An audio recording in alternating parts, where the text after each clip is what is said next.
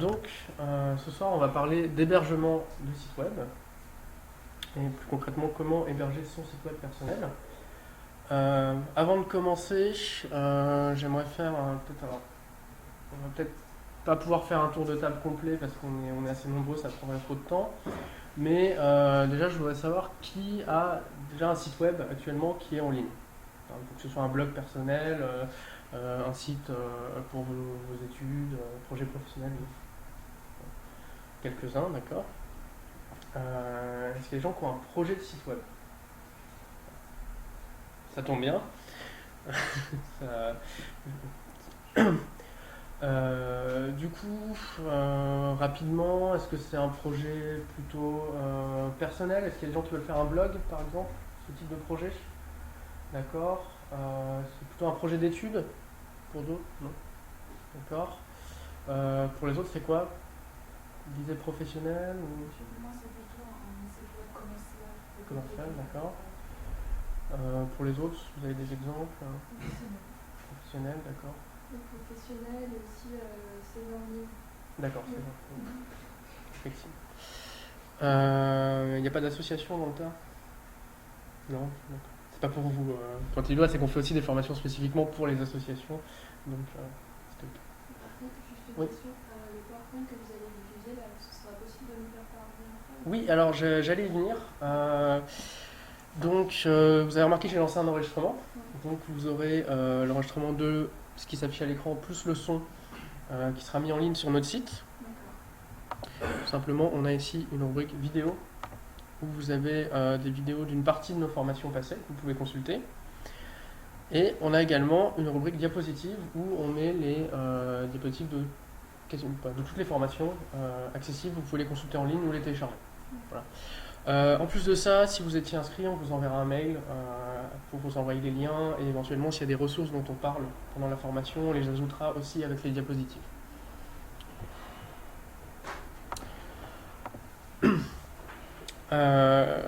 Donc on va parler d'hébergement.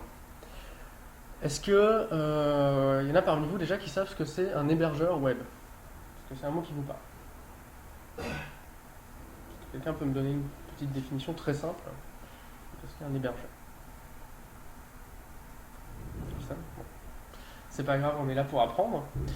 Euh, donc un hébergeur, c'est très simplement un prestataire, quel qu'il soit, qui va vous fournir un service qui va vous permettre de mettre votre site en ligne et qui soit accessible de partout sur Internet. On va voir concrètement à quoi ça revient comme service d'un point de vue matériel et logiciel, et on va voir différents types d'hébergeurs. C'est-à-dire qu'il y a principalement des hébergeurs commerciaux, mais vous pouvez aussi avoir un site qui est hébergé par votre université, par votre entreprise directement, ou vous pouvez faire ce qu'on appelle de l'auto-hébergement, dont on parlera tout à la fin, qui consiste à héberger soi-même son propre site chez soi. Donc on va voir ces différentes formes d'hébergement possibles. On va voir ce qu'il vous faut concrètement pour pouvoir mettre votre site en ligne. Et avant ça, on va voir des notions peut-être un peu plus théoriques sur comment ça fonctionne un site web, comment ça se passe pour qu'il soit accessible sur Internet et accessible par tout le monde avec un ordinateur. Alors pour commencer, pour héberger un site, il va vous falloir un nom de domaine, c'est-à-dire l'identifiant qui va permettre de se connecter à votre site. Google.com, c'est un nom de domaine, unistra.fr, strasbourg.eu, tout ça c'est des noms de domaine qui vont identifier un site et permettre de s'y connecter. On va voir un peu plus en détail après. Il vous faut un serveur. Un serveur, c'est une machine ou un service qui va vous permettre de stocker les fichiers de votre site web de manière à ce qu'ils soient accessibles. Et finalement, il nous faut aussi, c'est la base, du contenu. Il vous faut un site. Avoir un hébergement pour votre site, si vous n'avez pas de site, ça n'a pas un grand intérêt. Donc ici, on va traiter des deux premiers aspects, du nom de domaine et du serveur. Pour ce qui est du site lui-même, je vous renvoie à nos autres formations qu'on peut avoir sur la création de blog ou ce genre de choses. Et c'est aussi un peu votre travail à vous de faire un site web si vous voulez le mettre en ligne. Sachant qu'il y a plein de solutions simples, comme WordPress ou des logiciels dans ce genre-là, qui permettent de créer très facilement un site web, même sans connaissance technique. Et donc on va déjà se concentrer sur les deux premiers points ici. J'en profite pour vous dire que si vous avez des questions, n'hésitez pas à lever la main, à m'interrompre. L'idée c'est que on puisse répondre à vos attentes directement. Il n'y a pas de questions bêtes ou de mauvaises questions, donc n'hésitez pas à demander. Alors, tout d'abord sur les noms de domaine. Oui, pardon. J'ai juste une question par rapport à WordPress. Vous parlez de WordPress.com ou .org? Je vais évoquer très rapidement WordPress.com en tant que service après. Sinon, je vous renvoie vraiment sur la formation qu'on fait spécifiquement sur WordPress en plusieurs parties. Alors, je crois qu'il n'y a plus de place pour ce semestre-là, mais c'est une des formations qui a été filmée, qui est disponible sur notre site si vous voulez la revoir. Rapidement, pour les gens qui ne voient pas de quoi on parle, WordPress, donc c'est un logiciel qui permet de créer des blogs et des sites web très facilement. Vous avez une version gratuite, on va dire téléchargeable, qui est wordpress.org, et une version commerciale en ligne qui s'appelle wordpress.com et qui est payante, en partie payante. Voilà, je reviendrai très rapidement sur wordpress.com après quand on va parler des services d'hébergement. Wordpress.org, c'est complètement un autre sujet, je ne pourrais pas en parler. Est-ce qu'il y a d'autres questions avant qu'on continue? Alors, un nom de domaine, je pense que tout le monde en a déjà vu, on a déjà tapé dans son navigateur. C'est l'information que vous allez donner à votre navigateur pour qu'il sache à quel site vous voulez accéder. En fait, concrètement, un nom de domaine, c'est une sorte d'alias. C'est un mot-clé qui est plus facile à retenir que la véritable adresse d'un site web. Un site web est normalement identifié par ce qu'on appelle une adresse IP. Une adresse IP, c'est une série de numéros qui va identifier un appareil connecté à Internet. C'est-à-dire que tous les appareils qui sont connectés à Internet, que ce soit des ordinateurs, des téléphones ou des serveurs d'hébergement, ont une adresse IP qui permet de les identifier sur le réseau. Vous avez deux formats d'IP actuellement, vous avez l'IPv4 et l'IPv6. L'IPv4 qui est l'ancien système, l'IPv6 qui est le nouveau système, qui cohabitent en ce moment le temps de la transition. Oui. Internet Protocol. Donc le système IP, c'est en fait le système qui est à la base d'Internet et qui permet aux ordinateurs, quel que soit l'endroit où ils sont situés dans le monde, de communiquer entre eux par Internet. Mais donc une adresse IP, c'est une série de numéros et déjà c'est pas facile à retenir pour un utilisateur humain qui en plus ne travaille pas forcément dans l'informatique, n'est pas au courant de comment ça fonctionne. Donc normalement pour la plupart des gens c'est plus facile de retenir strasweb.fr que 5.135.181.163. Je pense que vous serez d'accord avec moi, le nom de domaine est ici plus facile à retenir. L'autre problème c'est qu'une adresse IP ça peut changer. C'est-à-dire que votre site web s'il est hébergé sur un serveur, il va avoir l'adresse IP de ce serveur. Mais si vous déplacez maintenant votre site web sur un autre serveur, par exemple pour remplacer un serveur qui aurait eu un problème matériel ou parce que vous changez de prestataire, votre site web va changer d'adresse IP. Du coup, ça voudrait dire qu'il faudrait dire à tous les gens qui consultent votre site web d'aller sur l'autre adresse. Alors déjà qu'elle n'est pas facile à retenir, si en plus il faut en donner une autre, vous n'êtes pas sorti de l'auberge. Donc l'idée des noms de domaine, ça va être de simplifier tout ça et de donner un identifiant qui est facile à retenir et qui pointe automatiquement vers la bonne adresse IP. On verra les détails un peu plus techniques après, mais en fait ce qui se passe quand vous tapez une adresse, un nom de domaine dans la barre d'adresse de votre navigateur, si par exemple ici je tape google.fr, mon navigateur va regarder à quelle adresse IP correspond le nom de domaine google.fr et va contacter le serveur qui est derrière cette adresse IP pour obtenir la page web qu'on veut afficher.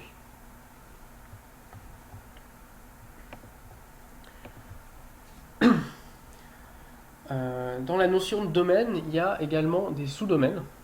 C'est-à-dire que vous pouvez avoir un domaine qui dépend d'un domaine plus grand. Vous pouvez avoir monsite.fr et par exemple un sous-domaine admin.monsite.fr sur lequel vous aurez l'interface d'administration de votre site, par exemple. Vous avez aussi des services qui dépendent d'un même éditeur. Vous avez google.com et vous avez par exemple books.google.com pour Google Books qui est un service de Google, qui est donc sur un sous-domaine.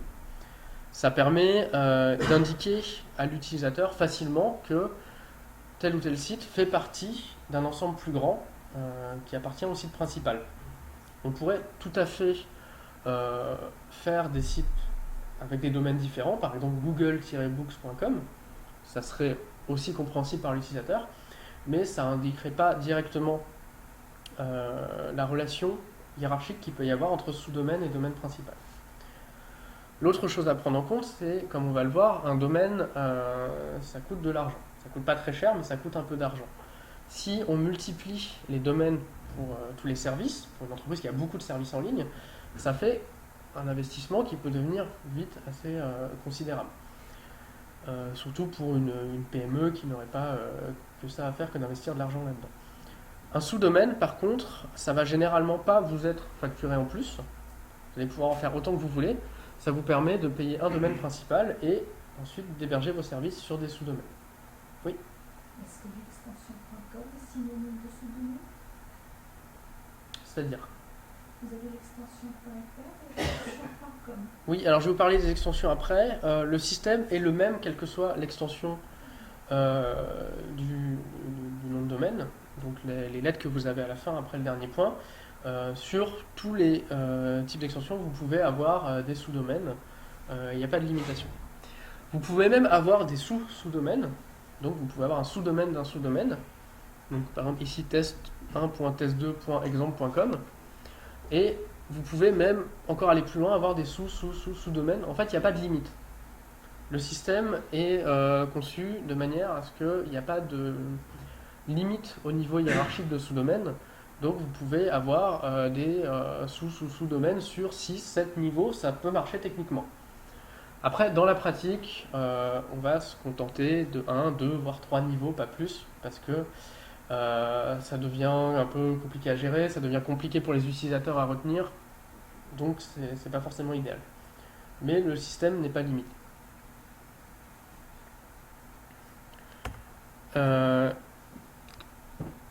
Un domaine, comme je l'ai dit, ça s'achète, entre guillemets. Alors on utilise souvent le terme acheter un nom de domaine. Dans la pratique, c'est un peu plus de la location parce que ça va être un paiement qui est généralement annuel. Vous allez payer à l'année pour avoir le droit d'utiliser tel ou tel nom de domaine et pour pouvoir le faire pointer vers votre site web. C'est quelque chose qui se fait en passant par un bureau d'enregistrement. Un bureau d'enregistrement, c'est un prestataire, généralement une entreprise, qui va vous fournir ce service de vous donner accès à un nom de domaine contre un paiement annuel. Oui. Je sais une question. Est-ce que les sous-domaines, est-ce qu'ils ont tous la même adresse IP? Non, alors on va voir après quand on va parler vraiment des serveurs, mais c'est-à-dire qu'un sous-domaine et un autre sous-domaine, ou un sous-domaine et un domaine principal, peuvent pointer vers des adresses IP complètement différentes. Ça peut être la même ou ça peut être une adresse IP différente. C'est-à-dire que vous pouvez avoir tous vos services en ligne sur le même serveur avec la même adresse IP, ce qui est généralement le cas quand vous avez, on pourrait dire, des petits services avec pas énormément de visiteurs. Ça vous permet de tout héberger sur le même hébergement, donc d'avoir moins de frais. Vous pouvez par contre aussi avoir chaque sous-domaine sur un hébergement différent avec une adresse IP différente. C'est aussi possible. Ce qui est souhaitable quand vous avez des services qui sont très gourmands pour avoir vraiment un maximum de ressources pour chaque service. Vous pouvez même aller plus loin et avoir plusieurs IP pour un même domaine. C'est-à-dire que vous allez avoir le même service qui est hébergé à l'identique sur plusieurs serveurs et le navigateur, en se connectant, va choisir une des IP à laquelle se connecter. Et l'idée, c'est de répartir en fait les utilisateurs entre les différents serveurs pour essayer de répartir la charge. Là, après, on tombe dans des choses un peu techniques qui ne sont pas à la portée d'un hébergement classique. Généralement, ça va coûter plus cher, ça va demander une mise en place technique. Mais un hébergement de base pour un petit site web, ça va être un domaine, une adresse IP. Et donc un hébergement sur cette adresse, enfin qui correspond à cette adresse IP. Donc comme je disais, il faut passer par un bureau d'enregistrement pour acheter un nom de domaine. Des bureaux d'enregistrement, il y en a plein. Il y en a dans tous les pays du monde. Il y a beaucoup de concurrence, c'est quelque chose qui va vers la concurrence. Ces bureaux d'enregistrement doivent avoir des agréments avec les organismes qui gèrent ce qu'on appelle les noms de domaine, les domaines de premier niveau, c'est-à-dire .fr, .com, .org, ce genre de choses qu'on appelle couramment des extensions de nom de domaine. Mais une fois qu'ils sont agréés par ces organismes qui gèrent ces domaines de premier niveau, ils vont pouvoir ensuite vendre les différents domaines à leurs clients. Il faut savoir que dans la plupart des cas, il n'y a pas de règles, de priorité, on va dire, pour prendre un nom de domaine. Ça va être premier arrivé, premier servi. Donc si vous voulez un nom de domaine, il faut qu'il ne soit pas déjà pris. Il y a des cas particuliers où le droit des marques va s'appliquer et une marque va pouvoir faire jouer le fait qu'elle a déposé une marque pour récupérer un domaine qui correspond à cette marque. Mais dans la plupart des cas, si un domaine est pris, tant pis, vous allez devoir en prendre un. Oui, une question. Est-ce que les différents bureaux d'enregistrement sont d'accord pour dire tel nom de domaine écrit ou pas? Alors il y a un système de gestion qui est plus ou moins centralisé, et c'est-à-dire que si un domaine est acheté dans tel bureau d'enregistrement, il sera plus disponible dans les autres bureaux d'enregistrement, évidemment. Vous ne pouvez pas enregistrer 2 fois le même nom de domaine. En fait, ce qui se passe, c'est que chaque domaine de premier niveau, chaque extension, est géré par un organisme différent, généralement. Parfois, il y a quelques organismes qui en gèrent plusieurs, et ces organismes donc vont se mettre d'accord avec les bureaux d'enregistrement pour communiquer, mettre en place des systèmes de gestion qui vont permettre de savoir quand un domaine est enregistré, à qui il est attribué, surtout c'est une information qui est notée, c'est-à-dire qu'un domaine est toujours attribué à une personne ou à un organisme. Quand il s'agit d'un organisme, c'est-à-dire d'une personne morale, donc une association, une entreprise ou autre, ces informations sont disponibles dans une base de données publique qui est consultable en ligne. Quand il s'agit d'une personne physique, d'un particulier, vous allez avoir le choix entre rendre ces informations publiques ou les masquer. Et dans ce cas-là, il faudra contacter votre bureau d'enregistrement pour avoir accès à vos informations de contact. Mais elles ne seront pas disponibles directement publiquement. Oui. Pourquoi ça sert du coup les bureaux d'enregistrement? Pourquoi est-ce qu'on va pas directement aux organismes? Alors, les organismes de gestion de domaines de premier niveau sont chargés de choisir les règles d'accès au domaine, de fixer un peu le fonctionnement, mais c'est pas leur rôle d'avoir une activité commerciale en fait. C'est généralement des organismes soit publics, soit à but non lucratif, et qui n'ont pas pour rôle d'avoir directement une activité commerciale. L'idée c'est de faire jouer la concurrence, et donc de permettre à des entreprises ou des associations d'ailleurs de gérer l'enregistrement, la prestation commerciale en fait. Donc vous n'allez pas pouvoir le prendre directement auprès de l'organisme qui gère ça. Si vous avez beaucoup d'argent, vous pouvez demander un agrément directement auprès de ces organismes, mais ça va vous coûter cher, il va falloir faire un dossier, etc. Et donc ça n'a pas d'intérêt si vous ne comptez pas devenir bureau d'enregistrement derrière. Oui. Est-ce qu'on peut être dans un pays A et demander l'hébergement par un bureau d'enregistrement? Alors, on va voir après les règles pour différents types de domaines. En fait, c'est chaque organisme justement qui gère un domaine de premier niveau va fixer ses règles. Ça peut être des règles, des restrictions géographiques ou des domaines réservés à certaines professions ou des choses comme ça. Il faut savoir que la plupart des noms de domaine maintenant ne sont plus restreints géographiquement. Il y a un certain temps, il fallait être en France pour avoir un .fr, parce que c'est le domaine qui est rattaché au site web français. Après, ça a été étendu, par exemple, à toute l'Union européenne, où il fallait être dans l'Union européenne pour avoir accès à un .fr. Maintenant, la plupart des noms de domaine laissent de plus en plus tomber les restrictions géographiques, et vous pouvez être en France et prendre un nom de domaine avec une extension pour un pays X, vous pouvez prendre un domaine américain en étant en France, des choses comme ça. Oui. Question, si un nom de domaine est pris, est-ce que ça veut dire qu'il est pris défini avec son extension? Je veux dire, si on change de pays et on change d'extension, est-ce qu'on peut quand même avoir un nom de domaine qui est déjà pris? Alors non, les noms de domaine sont toujours liés à leur domaine de premier niveau, c'est-à-dire que si monsite.fr est pris, ça ne veut pas dire que monsite.com, monsite.org, monsite.net soit pris. C'est des gestions différentes. Et surtout, ça ne donne pas droit à la personne qui a monsite.fr de le basculer sur un autre domaine de premier niveau. Il n'y a pas de lien en fait entre les. Je peux faire un site.de par exemple, si mon site.fr est pris.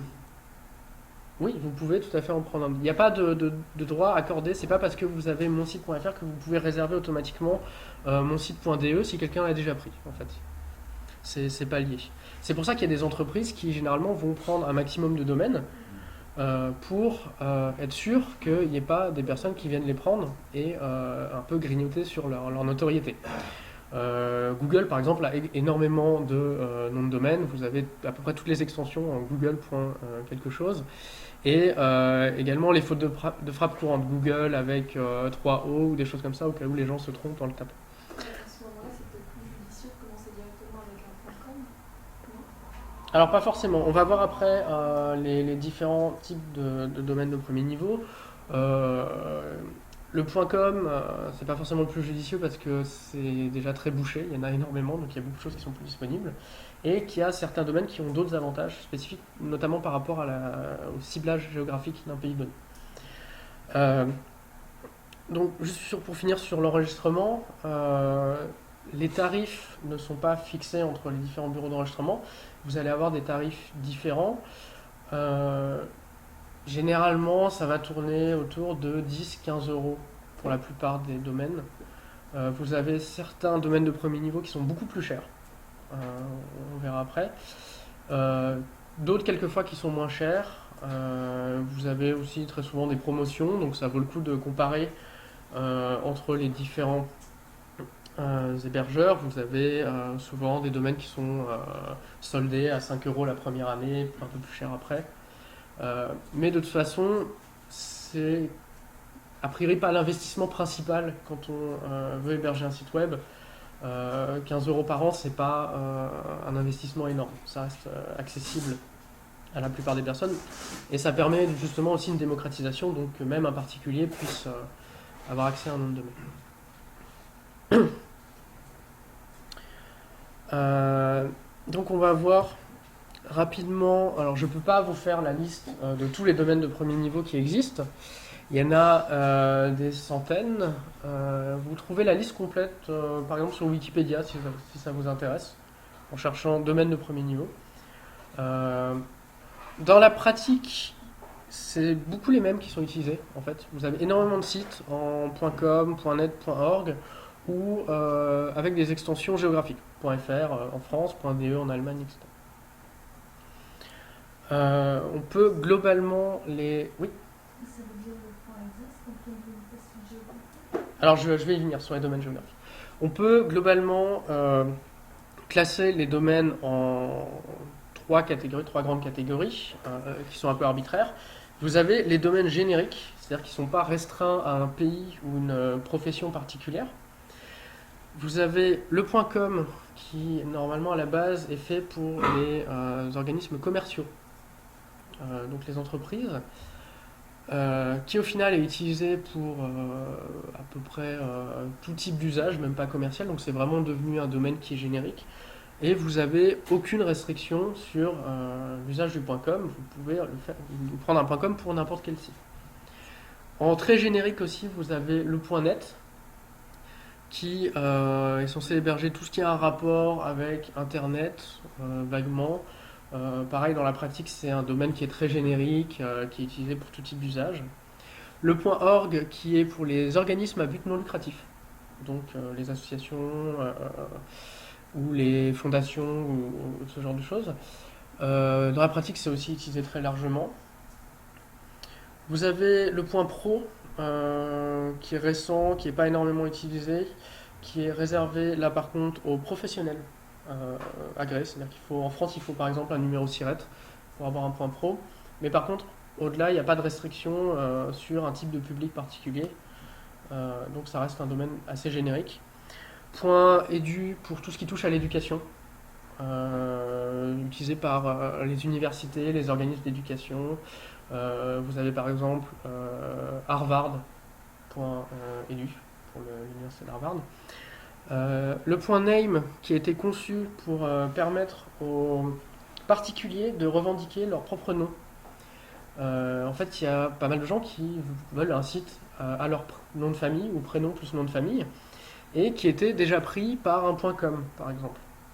Et le .com, ce qui vaut généralement, comme c'est à l'usage commercial, c'est le droit des marques. C'est une marque qui va pouvoir faire valoir que son entreprise s'appelle comme ça, la marque est déposée, donc elle devrait avoir le droit d'utiliser ce domaine. Après, c'est des litiges qui peuvent se trancher à l'amiable ou parfois au tribunal dans certains cas, mais c'est pas un particulier qui va porter plainte contre une entreprise parce qu'elle a pris un domaine qui est le même que son nom de famille. Ça, c'est une procédure qui est a priori beaucoup trop lourde. Et donc l'idée du name, ça a été de restreindre pour les particuliers qui veulent utiliser leur nom de famille. Mais dans la pratique, c'est pas tellement utilisé, enfin c'est pas extrêmement connu du public. Vous avez un peu dans le même genre le point .me, pour les profils personnels. Mais ça reste des choses qui sont peu utilisées et .com, .net, .org restent les plus utilisés en générique. Mais tout ça pour vous montrer qu'il y a tout un tas d'autres domaines de premier niveau qui existent. Vous avez après tout ce qui est domaine géographique.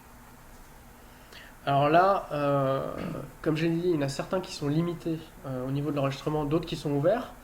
Mais l'idée, c'est de pouvoir identifier facilement, en fait, l'appartenance géographique d'un site web. Si vous avez un site en .fr, vous pouvez être à peu près sûr qu'il sera en français et qui concernera une activité, une personne ou une entreprise qui est basée en France, ou en tout cas qui a une activité en France. Ça permet au public d'identifier très rapidement un site web. Et c'était à la base limité au nom de domaines nationaux uniquement. C'est-à-dire quand on a créé le système de nom de domaine, on a assez rapidement créé des domaines de premier niveau pour l'ensemble des pays.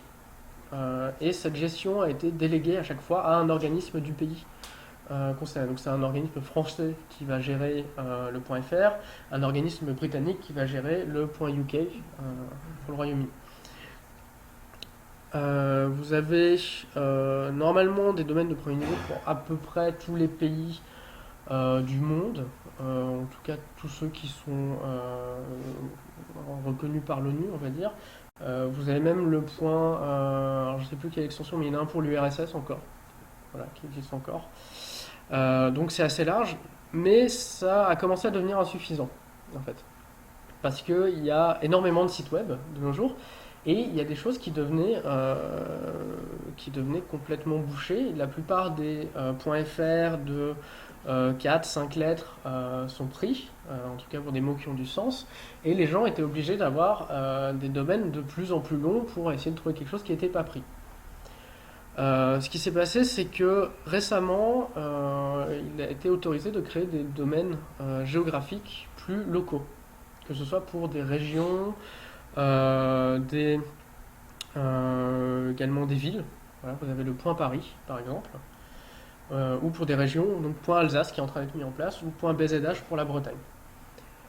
C'est quelque chose qui se fait au cas par cas, c'est les collectivités qui doivent monter un dossier pour pouvoir obtenir l'agrément pour créer ce domaine, mais ça commence à se mettre en place dans de plus en plus de régions. Et l'idée, c'est de pouvoir là encore plus précisément noter une appartenance géographique. Un point Alsace, vous pouvez être quasi sûr que c'est une activité en Alsace. Et aussi un peu libérer des noms de domaines possibles. Voilà.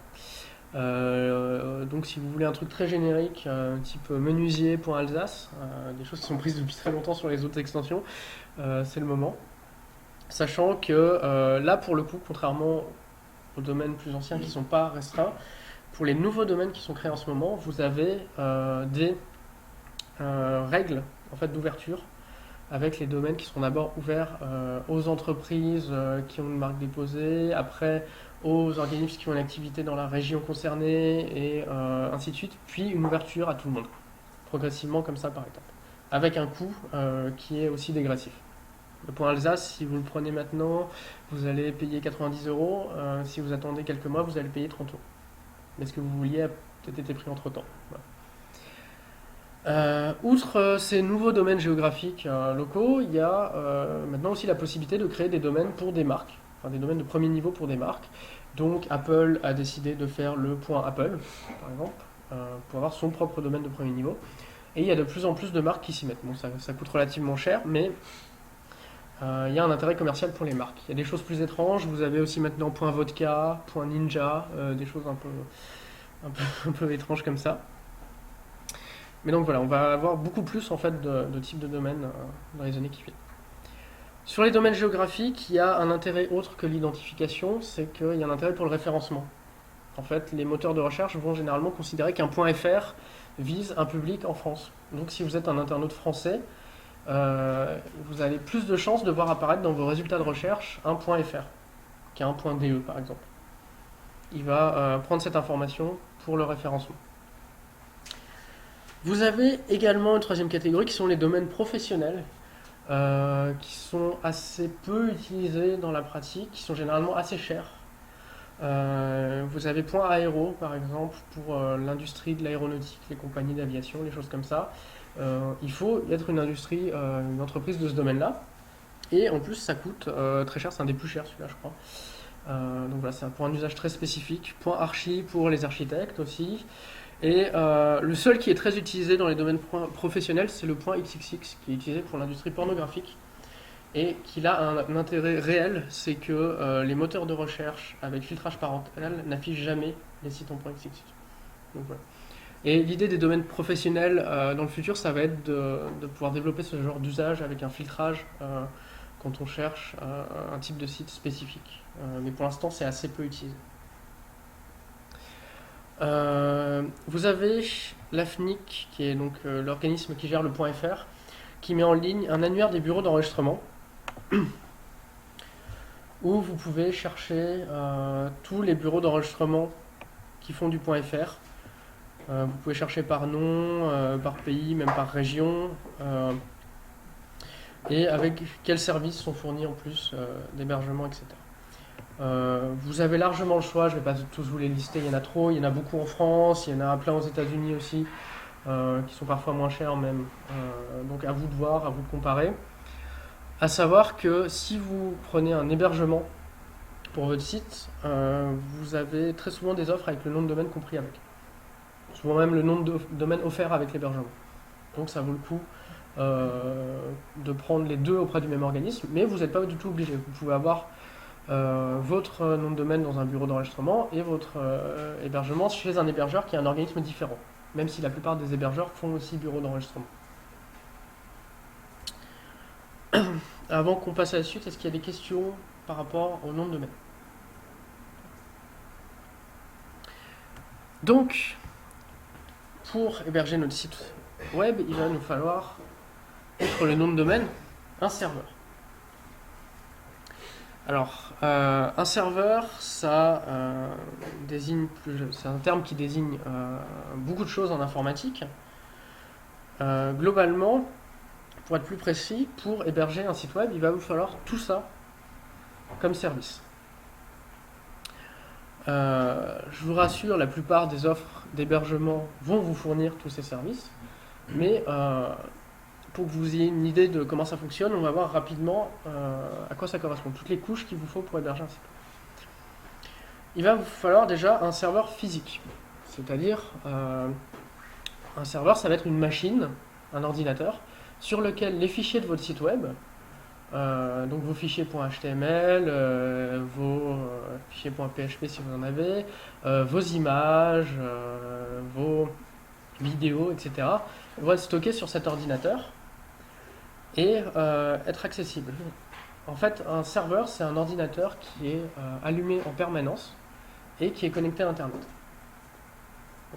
Le rôle d'un hébergeur, ça va être de vous fournir cet ordinateur qui va être dans leurs locaux, mais qui va être accessible via Internet, sur lequel vous allez pouvoir déposer le contenu de votre site web et auquel les gens vont pouvoir accéder à travers le nom de domaine et l'adresse IP pour consulter ce contenu que vous avez déposé. Donc, un hébergement, c'est tout d'abord une machine physique, un ordinateur sur lequel mettre ces données. À savoir que un serveur, c'est pas une machine qui est fondamentalement différente d'un ordinateur que vous pouvez avoir à la maison. Vous allez retrouver les mêmes composants de base. Vous allez avoir un disque dur, un processeur, de la mémoire vive, tout ce que vous avez dans un ordinateur.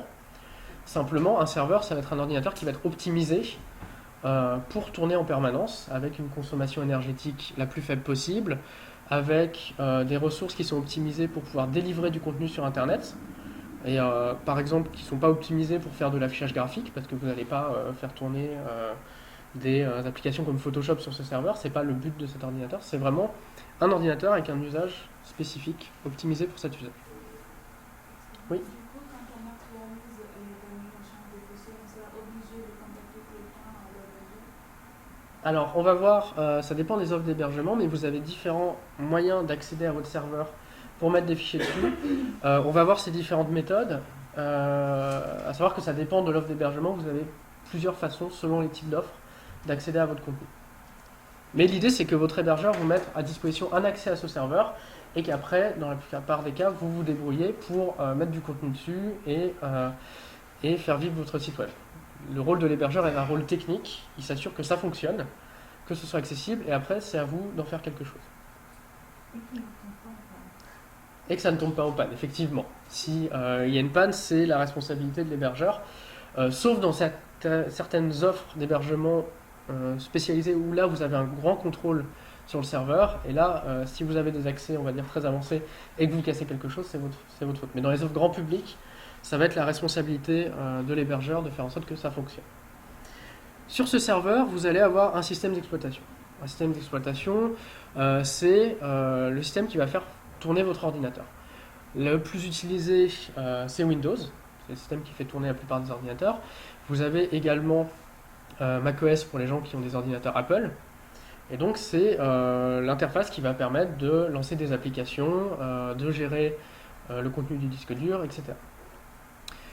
Sur les serveurs, le système d'exploitation le plus utilisé, c'est Linux, qui est un système d'exploitation gratuit sous licence libre, qui est très peu utilisé pour des ordinateurs portables, des ordinateurs de bureau, qui peut être utilisé pour ces usages-là, mais qui par contre est très utilisé sur les serveurs, parce que il est notamment assez performant pour ce type d'usage. Donc, généralement, chez un hébergeur, vous allez avoir un serveur qui utilise Linux. Après, vous, en tant qu'utilisateur, ça ne vous concerne pas énormément si vous ne voulez pas toucher au système, mais c'est important de le savoir. Il va vous falloir un serveur web. Alors, quand je vous disais que serveur, c'est un mot qui a beaucoup de sens en informatique, un serveur web, là, pour le coup, c'est un logiciel qui va tourner sur votre serveur, la machine, et qui va fournir le contenu aux internautes. Quand quelqu'un avec un navigateur va contacter votre site web, le navigateur va demander au serveur une page précise, par exemple la page contact du site, donc contact.html par exemple, et ça va être le rôle du serveur web de récupérer le bon fichier et de le renvoyer au navigateur pour qu'il puisse l'afficher. Le serveur web, c'est un logiciel qui va remplir ce rôle-là, donc de répondre aux demandes des navigateurs. Vous avez tout un tas de serveurs qui existent. Le plus utilisé en hébergement, généralement, c'est Apache, qui est un serveur gratuit, open source, qui est utilisé fréquemment pour de l'hébergement. Il vous faudra une base de données. Une base de données, c'est un système de gestion de base de données. C'est un logiciel qui va vous permettre de stocker des informations de manière structurée pour qu'elles puissent être récupérées facilement. Vous pouvez voir ça comme un gros tableau Excel où toutes les données de votre site web vont être stockées. Si vous utilisez un système comme WordPress par exemple pour créer un site, WordPress va enregistrer les données, donc les titres des articles, le contenu des articles, etc., dans une base de données. Pareil, vous avez, comme pour les serveurs web, tout un tas de systèmes de bases de données. Un des plus utilisés, ça va être MySQL, qui est un système assez grand public et qui est utilisé par la plupart des systèmes de gestion de contenu. Donc que ce soit WordPress, PrestaShop, Joomla, Spip, etc. Tout ça qui sont des logiciels de gestion de contenu. Ces logiciels-là vont utiliser une base de données généralement MySQL pour la plupart pour stocker les données. Vous avez besoin la plupart du temps d'un langage de programmation. Alors ça c'est vraiment quelque chose qu'on a traité dans d'autres formations, mais pour la faire très rapidement, un site web est constitué de fichiers HTML, qui est un langage qui permet de décrire le contenu des pages web. HTML, c'est un langage qui est statique, c'est-à-dire qu'une page web en HTML, ça sera toujours la même, tant que vous ne modifiez pas le fichier, pour l'utilisateur, elle sera toujours pareille. Les langages de programmation comme PHP, c'est des langages qui vont permettre de définir des sites web dynamiques, c'est-à-dire qui s'adaptent en fonction du contenu, des requêtes que vont rentrer l'utilisateur. Typiquement, un moteur de recherche sur un site web, quand vous tapez une recherche, le serveur va exécuter un programme écrit dans un langage de programmation qui, lui, va récupérer les informations que vous recherchez dans la base de données et vous les afficher. C'est pas quelqu'un qui va éditer les fichiers sur le serveur pour créer toutes les recherches possibles. C'est quelque chose qui est exécuté en temps réel par un programme sur le serveur. Ce programme va être écrit dans un langage de programmation. Il y en a un paquet qui existe pour tout type d'usage. Donc là, je vous en ai mis quelques-uns. Le plus courant sur le web, ça va être PHP. Tous les systèmes de gestion de contenu grand public, comme j'ai dit avant WordPress, Pip et compagnie, sont écrits en PHP. Et donc, c'est ce qui va permettre de faire tourner ces programmes-là sur votre serveur. Voilà, donc il va vous falloir tout ça. Si je vous embête avec ça, c'est pas forcément pour vous demander de maîtriser toutes ces technologies-là. Vous n'avez pas besoin de savoir écrire du PHP pour mettre un site web en ligne. Vous n'avez pas besoin de savoir configurer un serveur Apache. Il y a des gens qui sont payés pour ça. Par contre, il va falloir être attentif quand vous choisissez votre offre d'hébergement à avoir une offre qui correspond à vos besoins. Si vous utilisez un logiciel type WordPress, vous allez avoir un certain nombre de prérequis, notamment par exemple le langage PHP. Et donc, à vous de voir si l'offre que vous prenez correspond aux besoins que vous avez pour héberger votre site web. Dans la plupart des cas, c'est assez simple parce que ce qui est proposé la plupart du temps, ça va être ce qu'on appelle un modèle LAMP, c'est-à-dire Linux, Apache, MySQL, PHP. Cette combinaison de ces différentes briques qui sont utilisées pour la plupart des sites web. La plupart des offres d'hébergement que vous allez trouver, c'est des offres qui vont vous proposer ce type de technologie. Voilà, donc pour résumer, une offre d'hébergement, ça va être un service qui vous propose un accès à l'ensemble de ces technologies nécessaires pour faire tourner votre site web. Est-ce qu'il y a des questions sur ça? Alors, je ne sais pas si c'est très lisible, mais on va voir rapidement un schéma de comment toutes ces briques-là fonctionnent entre elles.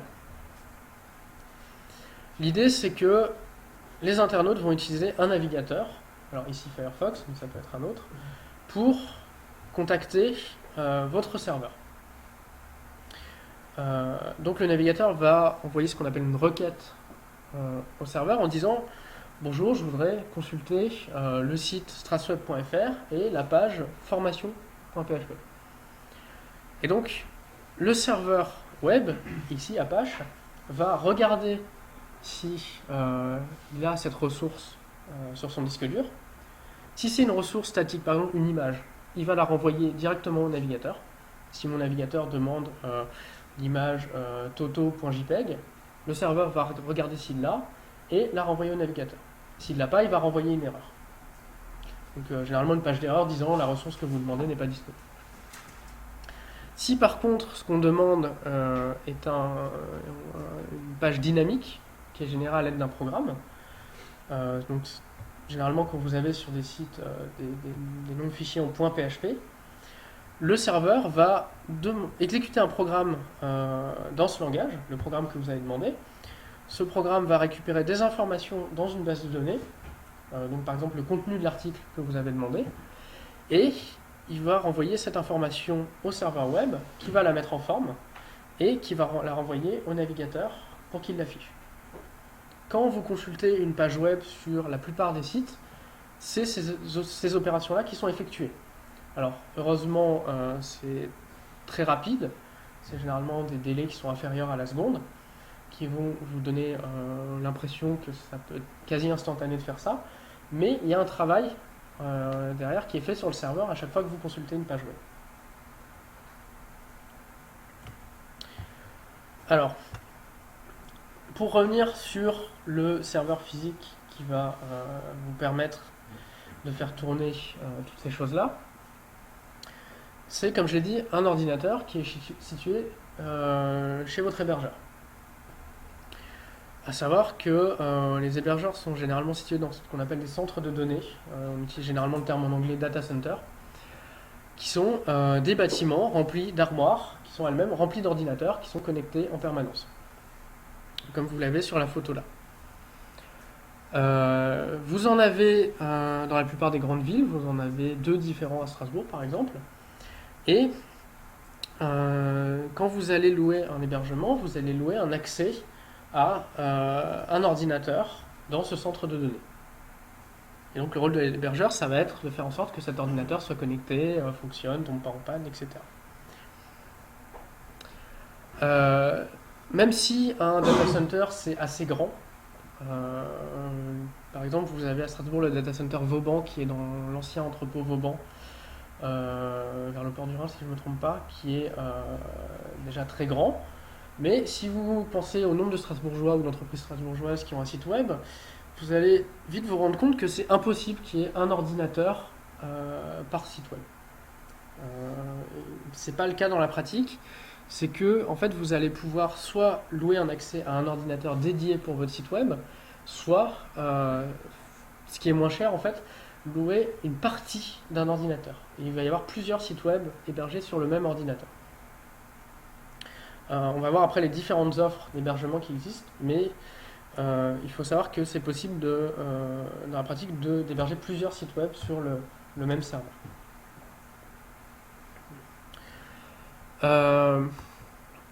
Donc, sur les différentes formules d'hébergement, vous avez ici, on va dire, les 3 principales catégories d'hébergement qui existent. Vous avez le serveur dédié, qui est l'offre, on va dire, la plus aboutie. C'est vous payez pour avoir accès à un ordinateur dans un centre de données. On va vous donner un accès, des identifiants qui vont vous permettre de vous connecter avec votre navigateur ou avec un logiciel dédié qu'on verra après pour mettre des choses sur cet ordinateur-là. Vous allez avoir une interface pour le configurer aussi également, savoir quel nom de domaine va pointer dessus, quels utilisateurs peuvent y avoir accès, mettre des restrictions, ce genre de choses, quel logiciel installer dessus. Et vous allez avoir un contrôle quasi total sur cet ordinateur. Vous n'allez simplement pas avoir d'accès physique. Tout l'aspect matériel, c'est l'hébergeur qui va s'en occuper. S'il y a un problème, c'est à l'hébergeur d'aller sur place et de réparer l'ordinateur. Par contre, vous allez avoir, dans le cas d'un serveur dédié, un accès total à ce serveur. Il faut savoir que c'est quelque chose qui coûte assez cher. Ça peut vous coûter minimum plusieurs centaines d'euros par an, ce qui est un investissement non négligeable quand on veut simplement héberger un site, un blog personnel.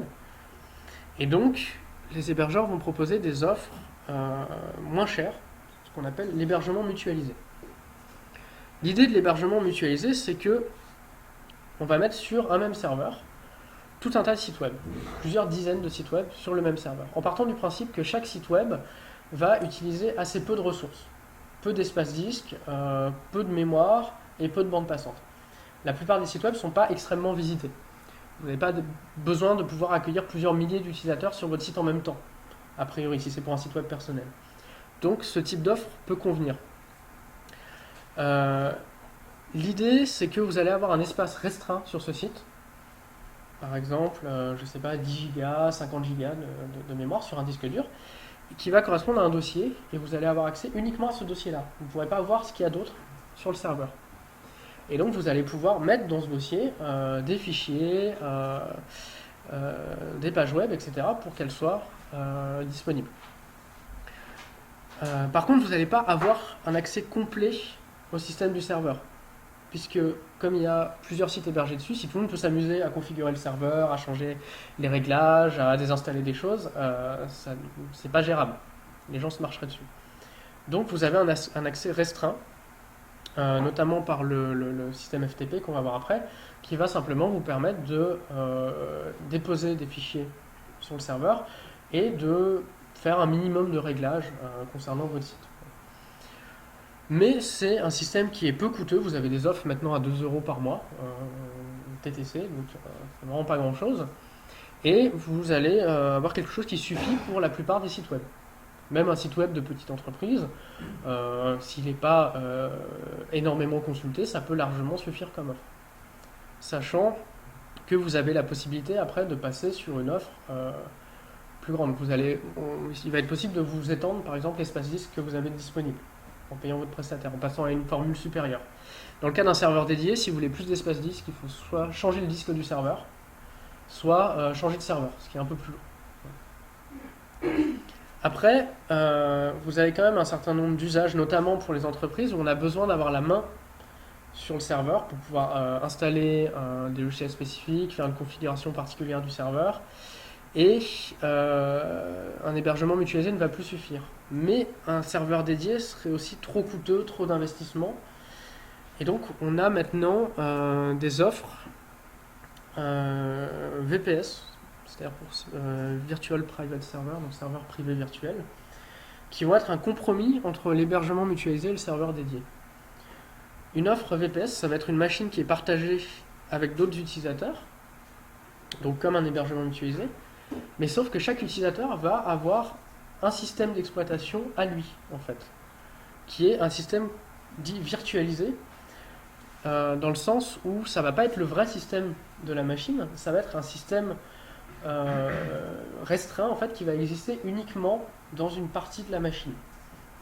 Et donc vous allez avoir un accès complet à ce système, vous allez pouvoir faire ce que vous voulez, mais pour un coût qui est moindre qu'un serveur dédié.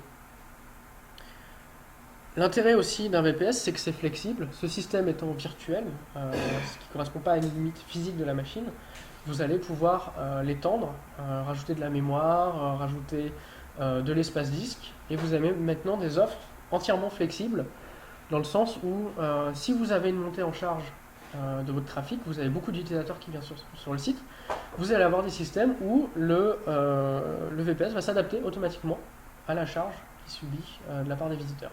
Et vous allez être facturé à la fin du mois en fonction de ce que vous avez consommé. Voilà, donc c'est un bon compromis entre les offres classiques d'hébergement mutualisées et dédiées, et c'est ce qui est de plus en plus utilisé en fait par les sites web. Outre cet accès à un hébergement, la plupart des hébergeurs vont vous fournir des services complémentaires. Alors des noms de domaine, d'une part, la plupart des hébergeurs font aussi des noms de domaine, des mails.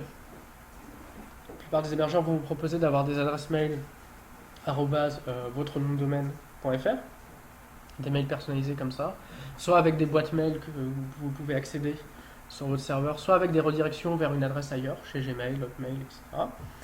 Vous allez avoir des CMS, c'est-à-dire des systèmes de gestion de contenu, donc, comme j'en parlais, tout ce qui est WordPress, Spip, Joomla, etc., qui sont des systèmes qui vont vous permettre de gérer le contenu de votre site. Ces systèmes-là, vous pouvez les installer vous-même en téléchargeant les fichiers, les mettant sur le serveur et en lançant l'installation. C'est une procédure qui est un peu technique, mais qui n'est pas extrêmement compliquée, qui est généralement bien documentée.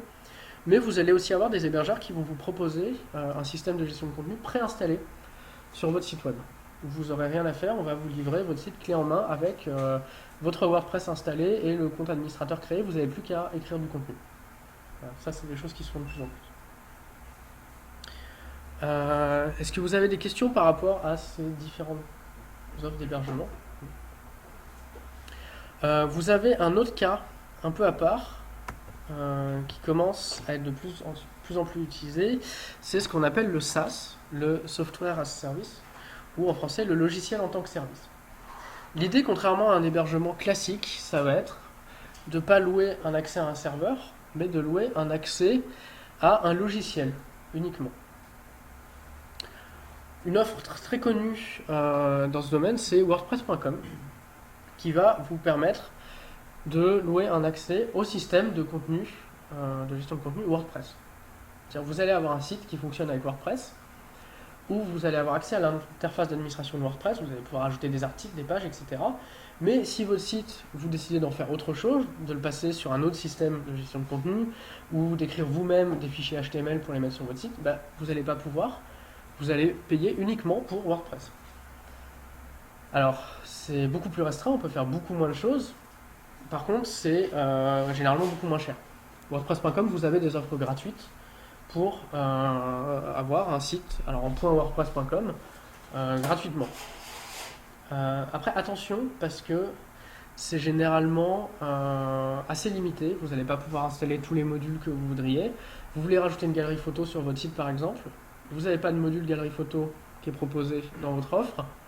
La solution, ça va être soit de payer pour une offre premium qui va vous permettre de le faire, soit de prendre un hébergeur avec la possibilité là d'installer ce que vous voulez comme module. Donc, il faut faire attention, on peut être très vite limité par ce type d'offre. Ça peut être bien pour quand on ne veut pas se prendre la tête, pour tester des choses, pour avoir rapidement un site en ligne, mais ça peut être très vite limité. Vous avez également WithKnown qui est aussi une offre concurrente de blog, un peu type WordPress. Et pour ces deux offres, l'idée à chaque fois, c'est donc que vous avez une version que vous pouvez louer et qui est directement en ligne, ou un logiciel téléchargeable. Donc vous pouvez télécharger WordPress, télécharger Known et l'installer sur votre serveur. Vous avez à chaque fois le choix. Il faut savoir que ce qu'on appelle maintenant le cloud, qui est un terme marketing de plus en plus employé, c'est un terme effectivement marketing qui ne reflète pas un principe technique en fait.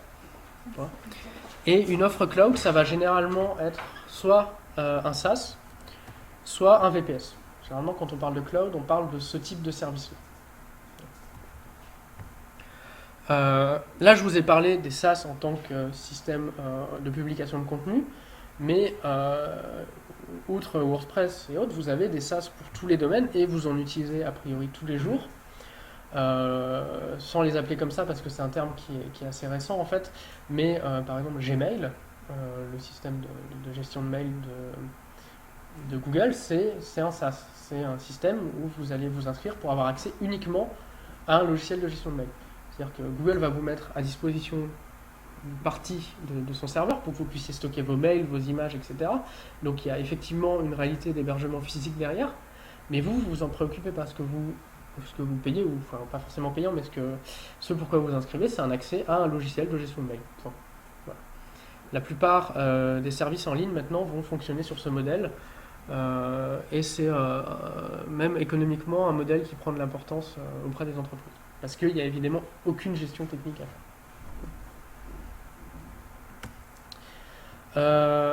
Est-ce qu'il y a des questions avant de passer à la suite? Alors, une fois que vous avez un hébergement, que vous vous êtes inscrit auprès d'un hébergeur, généralement tout peut se faire en ligne, vous pouvez vous inscrire directement sur le site de l'hébergeur. La plupart des offres sont sans engagement, donc ça peut valoir le coup de prendre une petite offre pas chère à 2 € par mois pour tester, pour mettre son site en ligne, etc. Après voir si ça convient ou pas, et éventuellement résilier pour passer à autre chose. C'est rare qu'il y ait des offres d'hébergement qui soient avec un engagement. Donc, à part un peu de travail, pour mettre les choses en ligne, ça ne vous coûtera pas grand-chose de rapidement tester, de mettre un site web en ligne. Alors, pour mettre votre site en ligne, vous allez devoir mettre des fichiers sur le serveur. Vous avez une technologie qui s'appelle FTP, pour File Transfer Protocol, donc protocole de transfert de fichiers, qui vous permet de transférer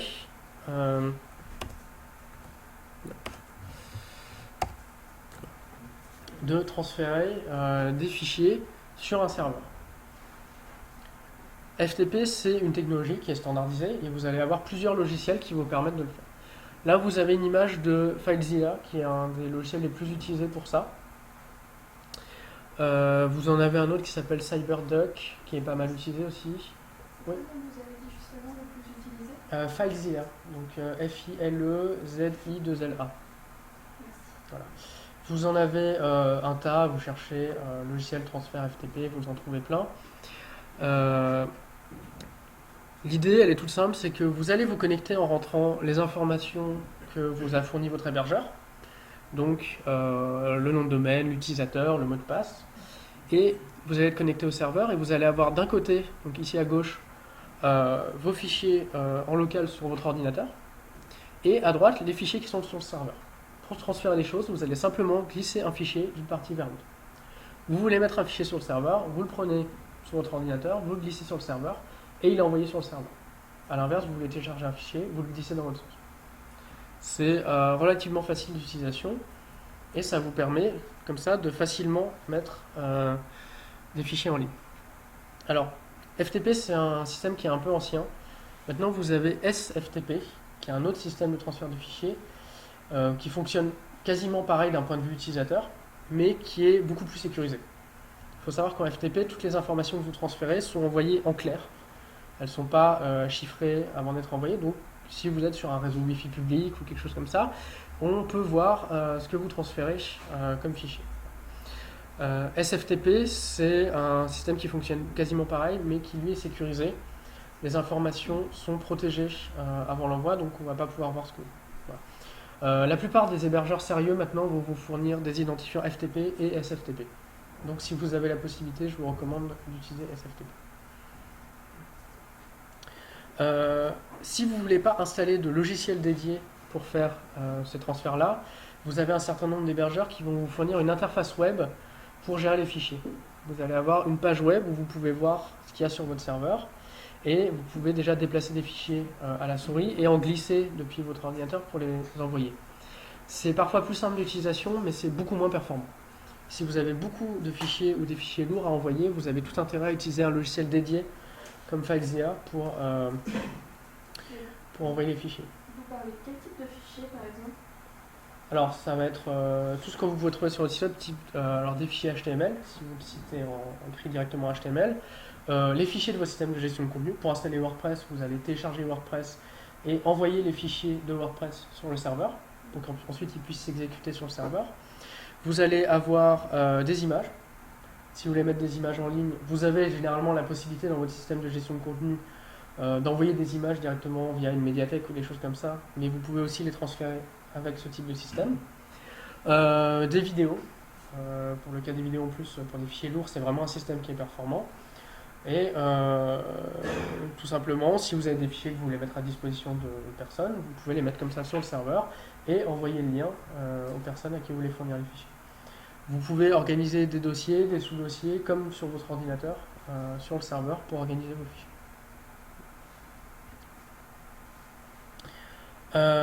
Outre ce type d'accès, vous allez avoir des choses un peu plus sophistiquées comme SSH.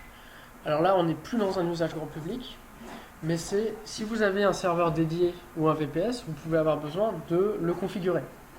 Par exemple, d'installer un serveur web dessus, une base de données, de le redémarrer, de modifier la configuration. Et pour ça, on va utiliser ce qu'on appelle un terminal. C'est-à-dire que contrairement à votre ordinateur chez vous, vous utilisez une interface graphique pour faire les choses, avec votre souris, des clics, des dossiers à déplacer, etc. Pour administrer un serveur, on va utiliser uniquement du texte. En fait, on va rentrer des commandes dans un logiciel qu'on appelle un terminal, et ces commandes vont être envoyées au serveur qui va les exécuter. Typiquement, votre serveur étant à distance, si vous voulez le redémarrer, vous ne pouvez pas aller vous déplacer et le redémarrer. Il faut un badge pour rentrer dans un data center, vous n'allez pas aller faire ça pour votre serveur. Vous n'allez pas non plus généralement avoir d'interface où vous pouvez faire menu démarrer, arrêter, redémarrer votre ordinateur, mais vous allez taper une commande reboot et votre serveur va redémarrer. Donc là on est vraiment dans un usage professionnel. Mais SSH, c'est un protocole qui permet comme ça de rentrer des commandes à distance sur un serveur. Voilà.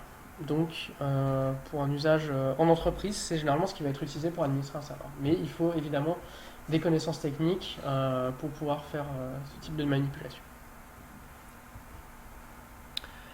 Donc là, on a vu comment accéder aux fichiers, mais vous allez généralement avoir besoin d'accéder à la base de données. Vous avez la plupart des hébergeurs qui vont vous fournir un accès à un logiciel qui s'appelle PHPMyAdmin. C'est pas un logiciel à installer, c'est un logiciel web. Donc vous allez aller sur. Alors ça dépend des hébergeurs, mais ça peut être par exemple monsite.fr/phpMyAdmin. C'est pas toujours ça, mais votre hébergeur va vous fournir une adresse. Et vous allez pouvoir ici administrer votre base de données.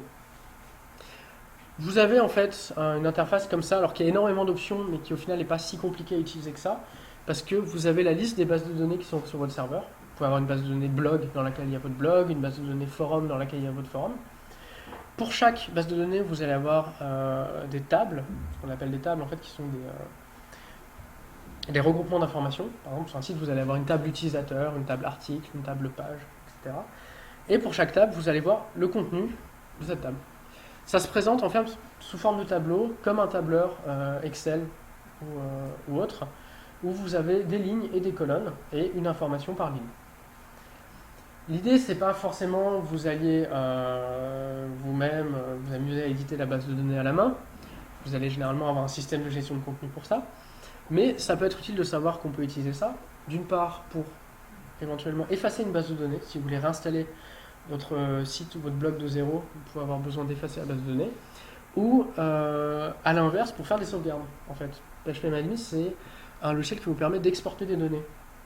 Et donc, si vous n'avez pas de backup, de sauvegarde dans votre offre d'hébergement, dans les offres d'hébergement professionnelles chères, vous allez avoir des sauvegardes régulières toutes les semaines, voire tous les jours de votre site. Dans une offre plus grand public, ce n'est pas forcément le cas.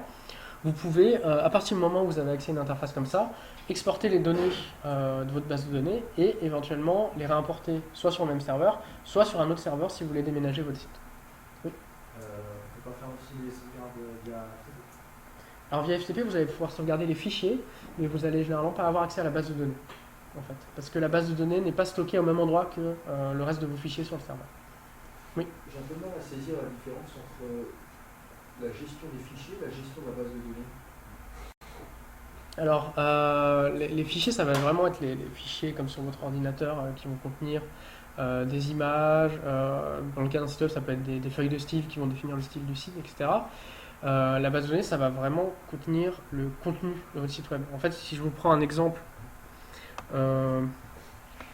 alors, puisqu'on est à l'université, on va aller voir sur le site de l'université. Ici, sur le site de l'université, vous avez des images qui, elles, sont stockées dans les fichiers sur le serveur. Vous avez du HTML que vous pouvez regarder. Donc le site est constitué du langage HTML. Donc ces fichiers HTML vont être stockés quelque part sur le serveur. Vous avez des fichiers PHP qui vont constituer les programmes qui font tourner le site web. Mais le contenu, lui, donc les titres, les textes, les éléments du menu, etc., ne vont pas être stockés dans des fichiers. Ils vont être stockés dans un système de gestion de base de données. C'est-à-dire que pour modifier le contenu du site, la personne qui s'en occupe va entrer des informations dans la base de données. Que ce soit à travers un système de gestion de contenu ou un logiciel dédié ou autre, mais il ne va pas s'amuser à modifier les fichiers sur le site pour rentrer les informations dans les fichiers. En fait, on pourrait faire un site uniquement avec des fichiers. Pour un site très simple de 3 pages, ça ne pose pas de problème. Mais l'intérêt d'une base de données, c'est que c'est beaucoup plus performant, parce que ça permet de retrouver rapidement des informations, quelles qu'elles soient. On peut dire, je veux l'article numéro 18 sur le site, je veux les articles qui ont été écrits entre telle date et telle date. La base de données va permettre de faire automatiquement ce tri-là. Et ça va permettre comme ça de structurer l'information, en fait. Et donc le système est fait d'une façon où les bases de données sont stockées dans un système de bases de données qui est séparé des fichiers du site même. Ce qui fait que vous avez 2 accès différents sur votre hébergement. Voilà, je ne sais pas si c'est plus clair. Voilà. Donc, effectivement, vous allez avoir PHPMyAdmin. Alors, c'est le plus courant. Parfois, vous avez d'autres interfaces, d'autres logiciels, mais c'est généralement PHPMyAdmin qui va vous permettre d'accéder à ces données. Donc, je le précise parce que c'est important si vous voulez migrer votre site sur un autre hébergeur, il va falloir récupérer les fichiers et les données de la base de données. Moi, professionnellement, j'ai généralement des gens j'ai assez souvent des gens qui viennent me voir en disant je voudrais passer mon site chez un autre prestataire parce que le mien il me plaît pas, il est trop cher, etc. Et j'ai récupéré tous les fichiers, vous pouvez mettre le site en ligne. Et en fait, j'ai que les fichiers, j'ai pas la base de données. Donc, je peux lui mettre un site en ligne qui n'a aucun contenu. Voilà. Donc, c'est important de savoir que le site, c'est les fichiers et la base de données. Alors, je vous parle d'hébergeurs avant. On va peut-être en voir quelques-uns. Sachant que je ne peux pas vous lister tous les hébergeurs qui existent, il y en a des milliers. Je ne veux pas non plus faire de pub pour un hébergeur plutôt qu'un autre. Là, c'est les principaux hébergeurs utilisés en France. Je pense qu'il y a les plus gros là. À vous après de comparer les différents hébergeurs pour voir ce qui est le plus intéressant en termes de services, financièrement, etc.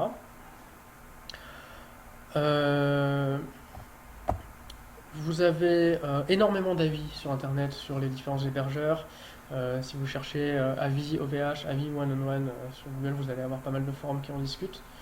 Et sinon, à vous de tester, voir pour vous faire votre propre avis. Les prestations sont souvent relativement équivalentes. C'est plus sur les services complémentaires que ça va se démarquer. Également sur le support, la réactivité quand vous avez un problème, les sauvegardes régulières aussi du site, ça c'est des services qui sont proposés ou non sur les hébergeurs. Sachant que, évidemment, dans une offre très chère pour entreprise, ce qu'on appelle une offre d'infogérance, vous allez avoir un support dédié avec des gens qui vont vous répondre si vous avez un problème pour utiliser votre serveur, etc. Que sur une offre basique, vous avez le service qui est à disposition et c'est un peu à vous de vous débrouiller derrière pour l'utiliser. Même si la plupart des hébergeurs fournissent beaucoup de documentation sur la façon d'utiliser leur service. Donc voilà, donc là vous avez principaux, OVH, Gandhi, one-on-one, PHPNet, Dedibox, SDV Plurimédia qui est à Strasbourg. Voilà. Vous pouvez même aller boire des bières avec eux, ils sont assez sympas, donc l'intérêt d'avoir un hébergeur local. Et donc ça c'est des hébergeurs commerciaux, des entreprises lucratives, etc. Il faut savoir qu'il existe également des hébergeurs associatifs ou sous forme de coopératives, alors beaucoup moins mais il y en a. Et il y a un certain nombre de personnes qui préfèrent confier leurs données à des associations ou des coopératives auxquelles ils peuvent prendre part. L'idée d'un hébergeur associatif, c'est de fournir un service à ses membres. Donc, en prenant une prestation, vous adhérez et donc vous avez un droit de vote à l'Assemblée Générale, vous pouvez vous renseigner sur les actions de l'association, peser sur les orientations futures. Donc, c'est... il y a des gens qui s'en fichent, qui veulent juste payer pour avoir un service, mais il y a des gens qui préfèrent confier leurs données à un organisme pour lequel ils ont un mot à dire dans la gestion. Voilà. Donc vous avez Ouvaton, qui est une coopérative qui existe depuis assez longtemps, l'Autrenet, qui est un hébergeur associatif, et Pulseberge, qui est aussi un hébergeur associatif qui est assez récent, mais qui a une montée fulgurante. Ils ont des dizaines de milliers de sites hébergés déjà, et ils sont extrêmement reconnus pour leur support très réactif. Ils répondent sous 20 minutes parfois quand vous avez un problème. Ce qui est assez dingue, sachant qu'il y a, c'est en partie géré par des bénévoles. Donc ça, c'est des hébergeurs qui sont nationaux. Vous avez aussi sur Strasbourg des hébergeurs locaux. Si vous voyez un intérêt à travailler avec des gens qui sont dans la même ville que vous, qui peuvent vous répondre au téléphone ou à vos mails, et pas un support dans un call center en Inde, comme c'est le cas chez certains gros hébergeurs, où vous devez payer un numéro surtaxé et attendre 20 minutes qu'on vous réponde. Voilà, donc vous avez Alsace Réseau Neutre, qui est une association qui est à la base un fournisseur d'accès Internet associatif, mais qui fait aussi de l'hébergement avec des offres VPS pour le coup. Et donc chez Strasweb, on fait aussi de l'hébergement, mais là uniquement du mutualisé. Voilà. Mais c'est un service qu'on propose à nos adhérents. Voilà, n'hésitez pas à aller voir. Je ne fais pas plus de pub. Et donc, vous avez une dernière solution qui est l'auto-hébergement. Comme on l'a dit, un serveur d'hébergement, c'est un ordinateur comme un autre. Soit c'est un ordinateur qui est optimisé, mais vous pouvez faire tourner un site web complet sur un ordinateur comme celui-ci par exemple. Alors, bon, sur celui-là, je ne garantis pas que vous puissiez avoir des centaines de visiteurs, mais c'est possible. Sur un petit serveur à la maison, il y a vraiment des choses qui coûtent pas cher. Vous pouvez acheter un serveur pour 150 € maintenant pour le mettre chez vous, pour des usages pas forcément professionnels, parce que vous ne pourrez pas avoir des milliers de visiteurs sur ce genre de choses, mais il y a de plus en plus de gens qui décident d'héberger chez eux, par exemple, leur mail, pour avoir vraiment un contrôle sur leurs données, ou leurs fichiers, par exemple vos photos de vacances, ça peut être plus simple. Si vous voulez faire un blog pour raconter vos vacances, de les héberger chez vous, c'est plus sympa. Voilà.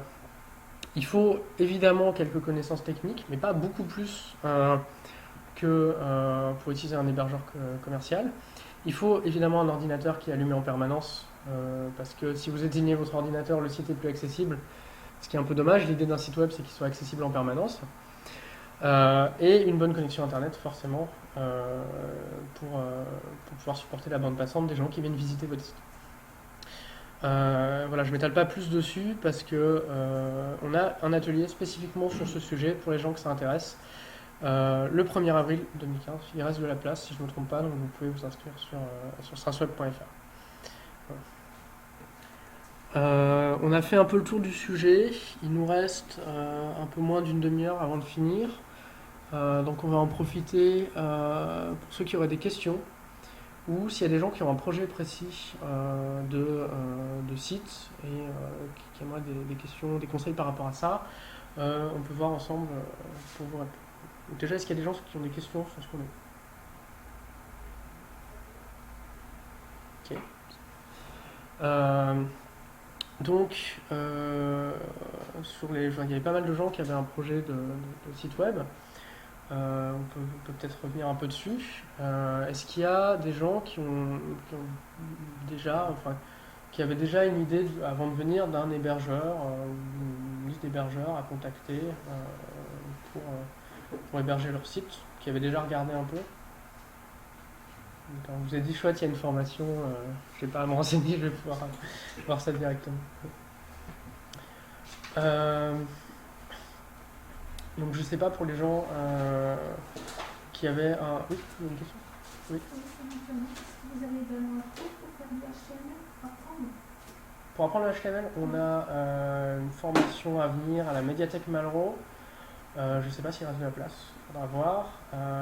Sinon, on en fait à peu près 1 ou 2 par an. Il y a la vidéo sur le site si vous voulez regarder. Sinon, il faudra malheureusement attendre l'année prochaine pour qu'on en refasse. Voilà. Et après, sur la plupart des systèmes dont j'ai parlé, WordPress, Spip, tous les systèmes de gestion de contenu, on fait aussi des ateliers sur ces sujets. Oui. Moi, j'aimerais un peu mieux comprendre le système DNS, tout ça. Parce que, par exemple, si j'ai un serveur web chez moi, mais que j'ai une clé qui est dynamique, c'est-à-dire que chaque jour elle change. Alors, je ne veux pas rentrer dans des choses trop techniques, mais effectivement, ça concerne plus spécifiquement l'auto-hébergement, mais le coût d'un appareil connecté à Internet à une adresse IP, c'est un peu une simplification dans le cas des connexions en fait, à la maison. C'est-à-dire qu'il y a un nombre limité d'adresses IP, en tout cas pour les versions 4, et donc les fournisseurs d'accès vont essayer d'en donner le moins possible. Donc généralement, vous allez avoir une adresse IP qui est partagée par tous vos appareils chez vous. Donc déjà, ça c'est un premier problème si vous voulez héberger des choses chez vous, mais il y a un système qui s'appelle la redirection de port qui permet en fait de rediriger un certain type de trafic, par exemple le trafic web justement, vers un de vos appareils automatiquement. Et après, il y a le problème encore plus gênant, alors c'est le cas surtout chez... pas dire de bêtises, il y a Orange qui fait ça, je crois, encore en France, c'est d'attribuer des IP dynamiques. C'est-à-dire que tous les jours ou toutes les semaines ou à chaque fois que vous vous connectez, votre adresse IP change. Alors Alors si vous voulez héberger des choses sur cette adresse IP, c'est problématique parce que vous faites pointer le domaine sur une IP et le lendemain, l'IP a changé, donc le domaine il pointe plus au bon endroit. Ce qui se passe, c'est que il y a en fait des systèmes, ce qu'on appelle des systèmes DNS, donc pour Dynamic DNS, qui permettent en fait de signaler automatiquement au serveur qui gère votre nom de domaine, donc ce qu'on appelle le serveur DNS, le fait que l'IP a changé. En fait, c'est un système que vous allez laisser tourner sur votre ordinateur ou sur votre serveur, et à chaque fois qu'il va détecter qu'il a changé d'adresse IP, il va signaler au serveur qui gère votre nom de domaine que le domaine pointe sur une autre IP. Et donc, de cette manière, vous allez pouvoir avoir un domaine qui pointe sur une IP dynamique. Donc, DNS, par exemple, c'est l'application qui tourne sur serveur. Ouais. Évidemment, dans le cas d'un hébergeur commercial, vous n'avez pas ce problème-là. Vous avez une IP pour votre serveur et elle ne change pas pendant tout votre contrat.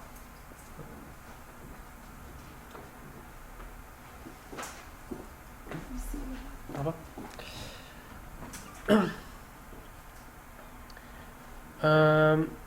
Sur la question des offres, alors je ne sais pas si les gens qui ont des projets de site web, c'était pour héberger des choses forcément très lourdes ou pas.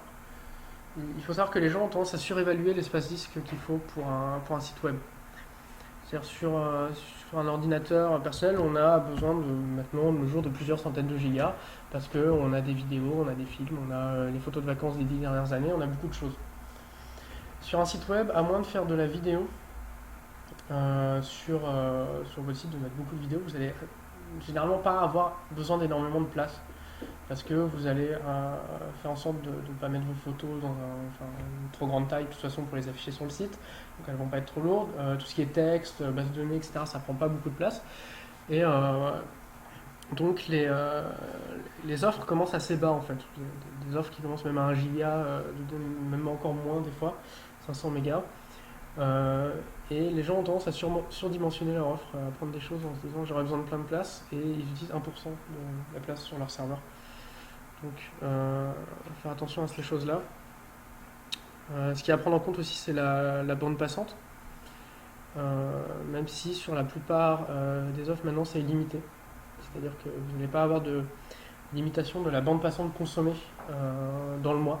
Ce qui se faisait avant, c'est que quand vos utilisateurs se connectent au site, ils téléchargent des données pour les afficher, enfin ils peuvent télécharger des données de votre site et ils utilisent de la bande passante. Et donc ça va vous décompter un compteur, et quand il n'y a plus de bande passante, le site est plus accessible. Quand vous avez explosé votre forfait. Ça se fait de moins en moins, heureusement, il y a beaucoup d'offres illimitées maintenant, où si vous avez plein de trafic, tant que votre serveur tient la charge, tant mieux, il n'y aura pas de problème de bande passante. Attention à vérifier ça, parce qu'il y a encore quelques offres où vous êtes limité. Et donc, si vous avez un site avec quand même pas mal de trafic, il y a des gens qui vont se retrouver au milieu du mois, soit à devoir payer, soit le site est plus accessible. Surtout si vous avez de la vidéo ou des choses comme ça qui consomment beaucoup de bande passante.